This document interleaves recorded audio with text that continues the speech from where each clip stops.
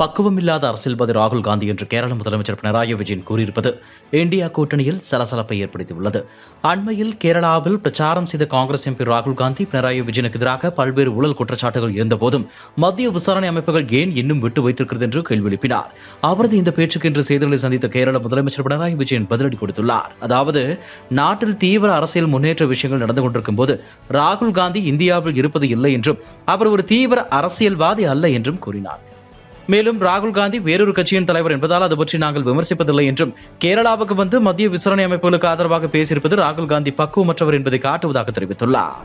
இஸ்லாமிய மக்கள் குறித்து பிரதமர் மோடி பேசியது ஏற்புடையதல்ல என அதிமுக பொதுச் செயலாளர் எடப்பாடி பழனிசாமி தெரிவித்துள்ளார்.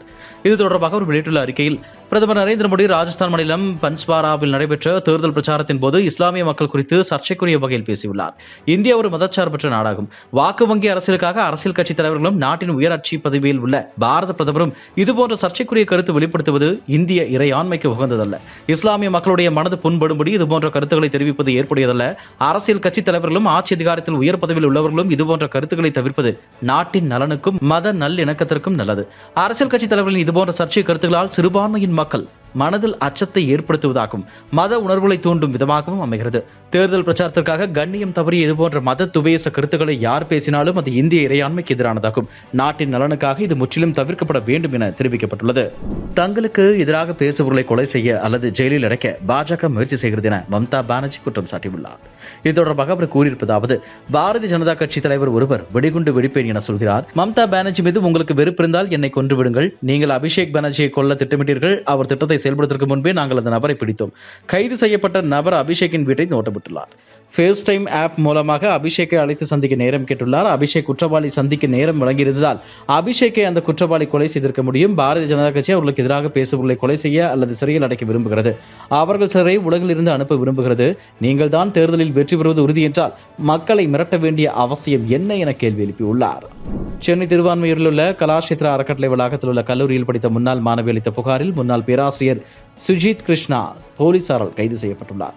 15 ஆண்டுகளுக்கு முன்பு தன்னை சுஜித் பாலியல் துன்புறுத்தல் செய்ததாக தற்போது வெளிநாட்டில் வசிக்கும் அந்த பெண் புகார் அளித்திருந்தார். அந்த பெண்ணிடம் அடையாறு மகளிர் போலீசார் வீடியோ கான்பரன்ஸ் மூலம் விசாரணை மேற்கொண்ட நிலையில் பிப்ரவரி 2024 நீலாங்கரை அனைத்து மகளிர் காவல் நிலையத்தில் சுஜித் மீது வழக்கு பதிவு செய்யப்பட்டது.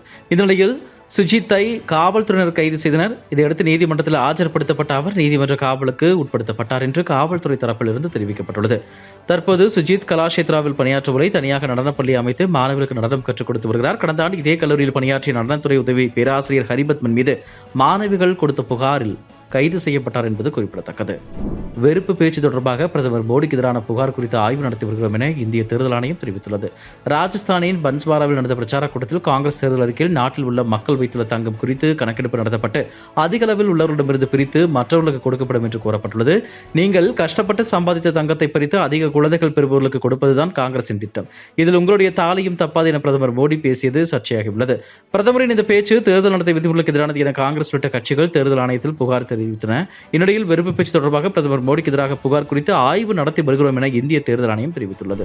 டெல்லி அரசின் மதுபான கொள்கை முறைகேடு தொடர்பான வழக்கில் முதலமைச்சர் கெஜ்ரிவால் மார்ச் 21ஆம் தேதி அமலாக்கத்துறை அதிகாரிகளால் கைது செய்யப்பட்டார். இதே வழக்கில் பிஆர்எஸ் கட்சி எம்பியும் தெலுங்கானா முன்னாள் முதலமைச்சர் சந்திரசேகர ராவின் மகளுமான கவிதாவையும் அமலாக்கத்துறை அதிகாரிகள் கடந்த மாதம் கைது செய்தனர்.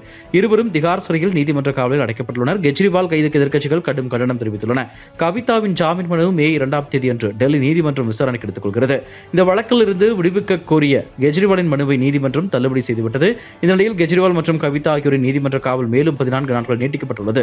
மே 7ஆம் தேதி நீதிமன்றத்தில் ஆஜர்படுத்த அமலாக்கத்துறைக்கு நீதிமன்றம் உத்தரவிட்டுள்ளது. தமிழக பாஜக தலைவர் அண்ணாமலை வெளியிட்டுள்ள அறிக்கையில், நாடாளுமன்ற தேர்தலுக்காக வாளை சுருட்டிக் கொண்டிருந்த திமுக அரசு தேர்தல் முடிந்ததும் மீண்டும் முருங்கை மரம் ஏறியிருக்கிறது. வடலூரில் அருள் திரு வள்ளலார் அவர்கள் நிறுவிய சத்திய ஞான சபைக்கு சொந்தமான இடத்தை சர்வதேச மையம் என்ற பெயரில் ஆக்கிரமிக்கும் பணியை மீண்டும் தொடங்கியிருக்கிறது திமுக.